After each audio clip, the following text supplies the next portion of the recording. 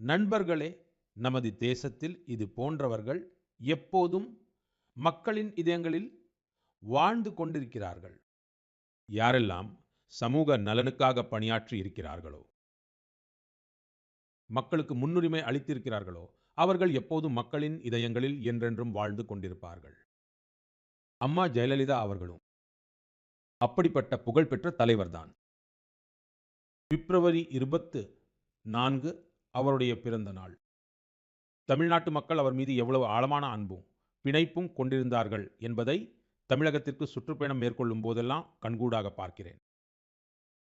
அம்மா ஜெயலலிதா அவர்களை பற்றி குறிப்பிட்டாலே, தமிழ்நாட்டு மக்களின் முகங்கள் மலர்ந்து விடுகின்றன. நமது பெண் சக்தியின் பிணைப்பு சிறப்பானதாக இருந்தது. ஏனென்றால், அவர் ஆட்சியில் இருந்தபோது தாய்மார்கள், சகோதரிகள் மற்றும் மகள்களுக்காக பல பாராட்டுக்குரிய முயற்சிகளை மேற்கொண்டார்.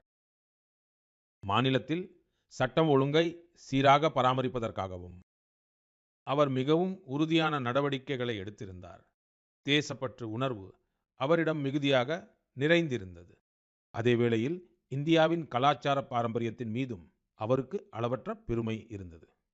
அம்மா ஜெயலலிதா அவர்களுடனான என்னுடைய ஒவ்வொரு சந்திப்பும், உரையாடலும் என் மனதில் இன்றும் பசுமையாக இருக்கிறது. அவர் குஜராத்தில் 2002 மற்றும் 2012 நடைபெற்ற என்னுடைய 2 பதவியேற்பு விழாக்களிலும் பங்கேற்றிருந்தார்.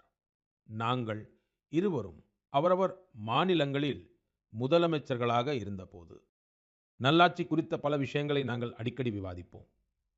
அவருடைய சிந்தனைகள் எப்போதுமே மிகவும் தெளிவாக இருக்கும்.